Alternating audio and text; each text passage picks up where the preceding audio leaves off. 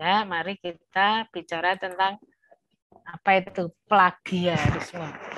Nah, menurut Kamus Oxford, plagiarisme itu didefinisikan sebagai the practice of taking someone else's work or ideas and passing them off as one's own.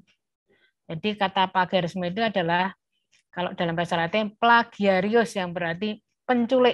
Nah, penculik atau plagium yang berarti sebuah penculikan dan dari bahasa Yunani plagion.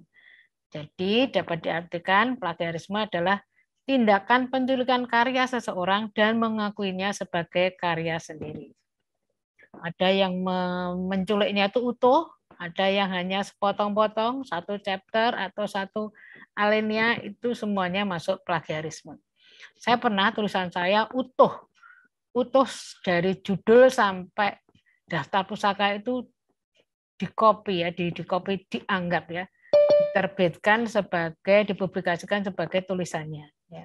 Saya diam aja enggak ya. Karena sekarang era global, era semuanya serba online sehingga sebenarnya bisa ditelusur bahwa tulisan saya terbit lebih dahulu sehingga tanpa saya mengklaim pun sebenarnya sudah tahu bahwa itu bukan tulisan asli ya. Jadi kalau memang suatu saat ada yang memperkara, artinya kalau saya kemudian yang dituduh, saya bisa membuktikan karena jejak digital dari tulisan saya sudah dimuat jauh lebih dulu dari yang menculik itu ya, yang memplagiasi.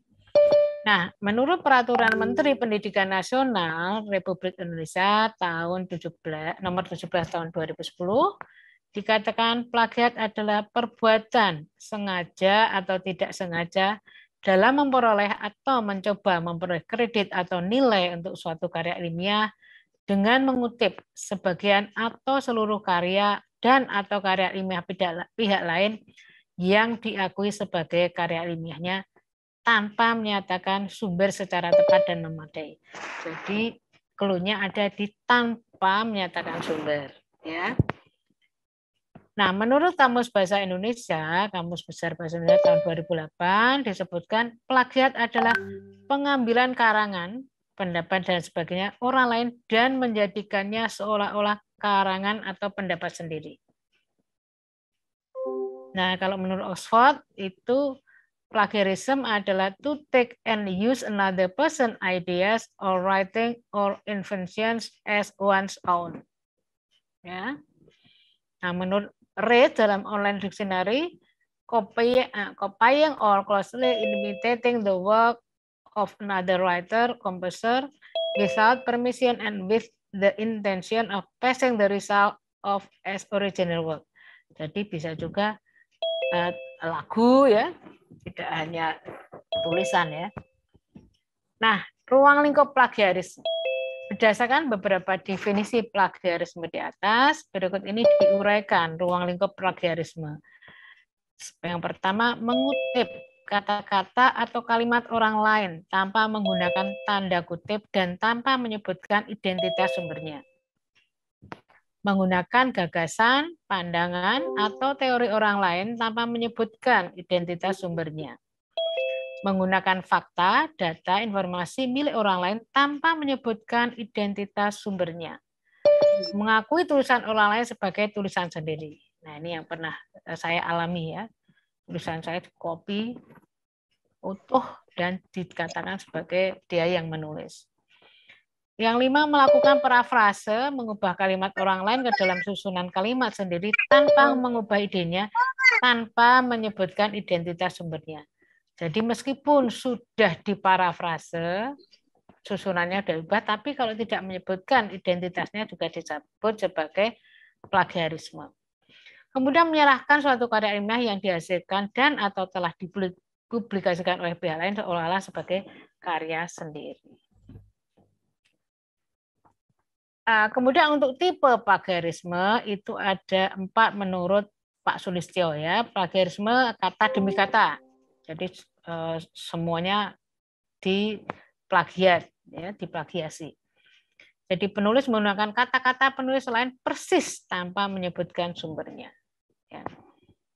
Plagiarisme atas sumber, ya, plagiarism of source. Itu penulis menggunakan gagasan orang lain tanpa memberikan pengakuan yang cukup, tanpa menyebutkan sumbernya secara jelas. Plagiarisme kepengarangan atau plagiarism of authorship. Penulis mengakui sebagai pengarang karya tulis karya orang lain. Kemudian yang 4 ini self plagiarism. Jadi meskipun ini tulisan kita juga dianggap sebagai plagiarism. Termasuk di sini adalah penulis mempublikasikan satu artikel pada lebih dari satu redaksi publikasi dan mendaur ulang karya tulis atau karya ilmiah. Ini banyak juga terjadi di surat kabar misalnya karena yang satu lama tidak dimuat kemudian dikirim ke yang lain, tapi tanpa memberitahu bahwa sudah dicabut. Nah, sebenarnya ini tidak sengaja, tapi ya sebaiknya memang dikomunikasikan bahwa sudah terlalu lama. Seperti saya pernah sudah 2 tahun menunggu tidak dimuat-muat, tidak jelas, maka saya mencabut paper di jurnal itu, kemudian saya kirim ke yang lain. Itu boleh ya. Tapi kalau kemudian ternyata dimuat, ya namanya itu self plagiarism. Ya. Artinya karya lama merupakan bagian kecil dari karya baru yang dihasilkan. Boleh saja misalnya kita membuat buku, ya, buku judulnya misalnya pertanian pertanian konvensional misalnya, kemudian ada chapter-chapter baru, nah, ada perbaikan itu boleh ya, asal kemudian ada perubahan yang berarti, ada tambahan dan sebagainya.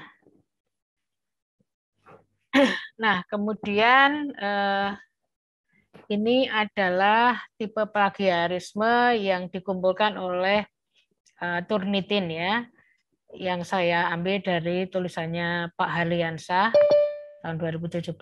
Itu ada 10 tipe, yaitu clone atau cloning, ada Ctrl+C, find, replace, remix, recycle, hybrid, mashup, 404 error, agregator, dan retweet. Yang banyak terjadi sekarang itu kan masa online ini, teman-teman dosen itu pada mengeluh jawaban dari soal ujian kok sama ya, karena mereka kemudian menjawabnya itu dari copy paste internet ya. Nah, kalau itu hanya untuk ujian mungkin dengan pembinaan bisa ya, artinya panisnya itu ya diingatkan gitu ya, karena itu tidak secara nyontek ya, artinya karena di rumahnya masing-masing, tapi dari sumber yang sama kan bisa tinggal copy paste persis, sehingga beberapa kali teman-teman dosen itu ini ada 6 anak itu persis ya, persis misalnya pertanyaannya itu di internet gampang dicari jawabannya, kemudian ada banyak yang mengutip persis sama tanpa diubah karena mungkin waktu ya, karena harus dikumpulkan jam itu juga. Nah, itu yang disebut sebagai cloning atau Ctrl+C.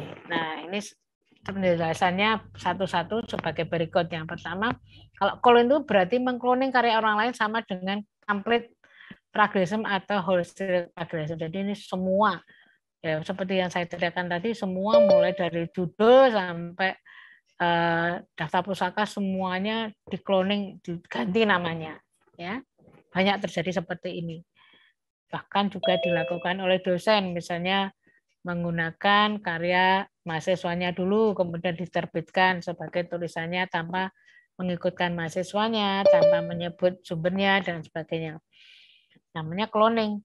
Ada Ctrl+C, sebagian besar isi dan teks berasal dari hanya satu sumber. Nah, ini biasanya mahasiswa yang baru belajar menulis, ada tugas, tolong membuat apa itu lahan. Nah, itu cuma dari satu bukunya Prof. Tejo misalnya, karena saya dari pertanian gitu ya. Lahan adalah persis gitu ya. Jadi hanya satu sumber. Nah, find, replace, melakukan parafrase secara tidak tuntas, hanya mengganti beberapa kata kunci sumber rujukan. Jadi misalnya dalam satu alinea itu hanya diganti, katanya misalnya dapat diganti bisa, tapi yang lainnya sama. Nah, itu tidak tuntas parafrasenya. Remix, memparafrase dari berbagai sumber kemudian dirangkai agar tamak mirip dengan aslinya. Kemudian recycle, mendaur ulang atau menduplikasi karya sebelumnya. Hibrid, merangkai beberapa sumber rujukan dan mengambil beberapa kalimat dari sumber tersebut tanpa menyebut sumbernya. Mashup itu mengcopy dari berbagai sumber dan merangkainya. 404 error, tidak mencantumkan kutipan dan rujukan secara memadai atau bahkan salah. Ini pernah ya, jadi kadang-kadang mahasiswa, ya contohnya maaf saja mahasiswa ya, jadi mahasiswa karena waktunya mendesak membuat proposal, dia ngopi saja ya, ngopi misalnya metode, misalnya karena saya sudah 30 tahun jadi dosen, jadi saya hafal. Dia menulis bukunya Kim Hatan tahun 1994, judulnya Nutrien Apik. Nah, ini jelas salah karena saya tahu Pak Tan itu tidak pernah menulis tentang nutrien apik.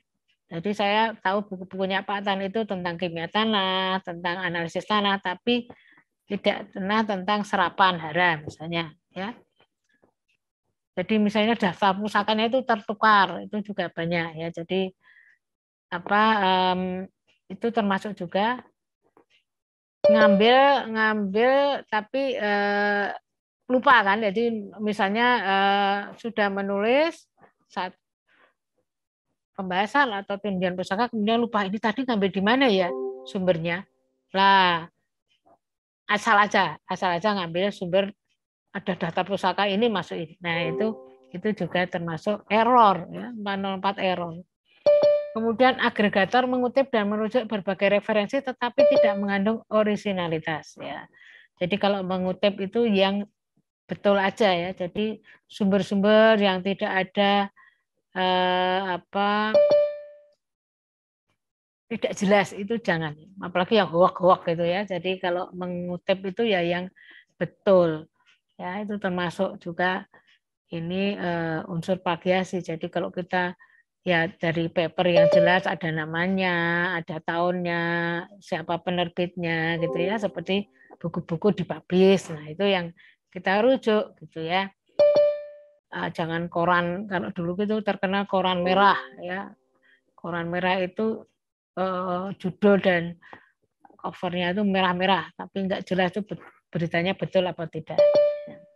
Kemudian retweet sudah mengutip dengan benar tetapi masih mengandung banyak sekali kesamaan kata atau kalimat dan struktur atau sistematika artikel yang dirujuknya. Retweet ya sekarang kan ada Twitter, jadi kita meretweet